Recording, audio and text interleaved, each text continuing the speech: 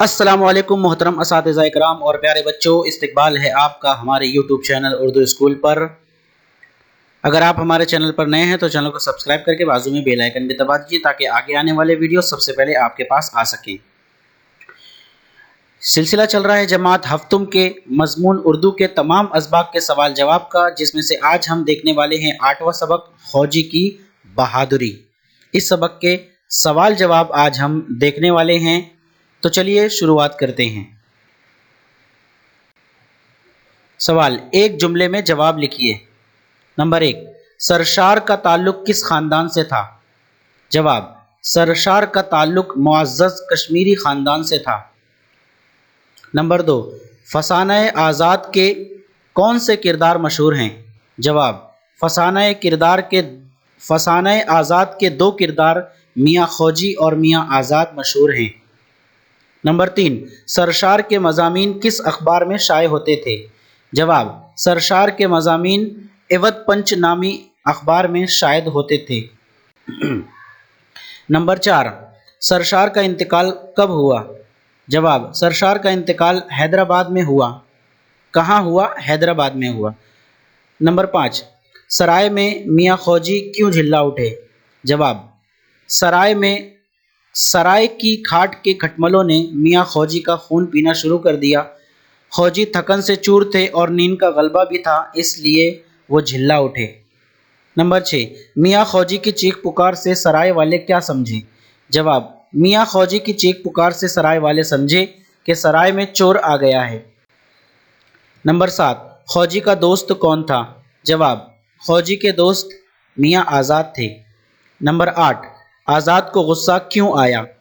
جواب، اپنے دوست خوجی کی چوری کی خبر سن کر آزاد کو غصہ آیا۔ جواب، سوال نمبر 9، آزاد نے خوجی کا کارنامہ سن کر کیا کہا؟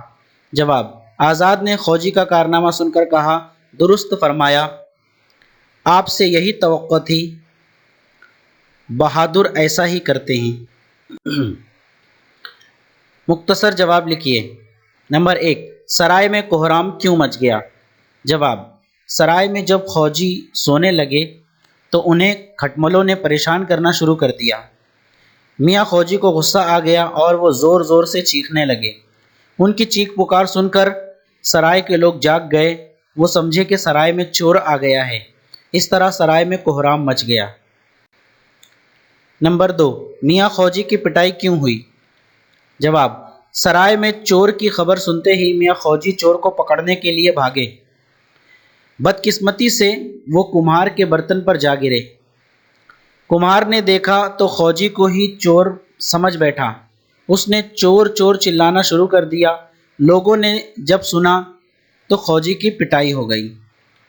نمبر 3، خوجی نے شیخی بگاڑتے ہوئے لڑائی کا واقعہ کس طرح بیان کیا؟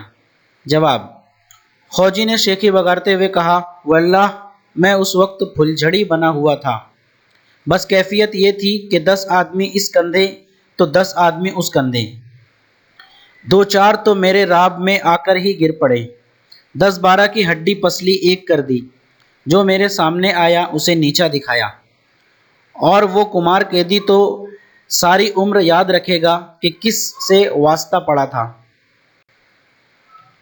مناسب مفہوم کے اعتبار سے محاوروں کو جملوں میں جوڑیے۔ محاورے دیے جا رہے ہیں اور اس کو جملوں سے جوڑنا ہے کہ کون سا جملہ برابر بیٹھے گا۔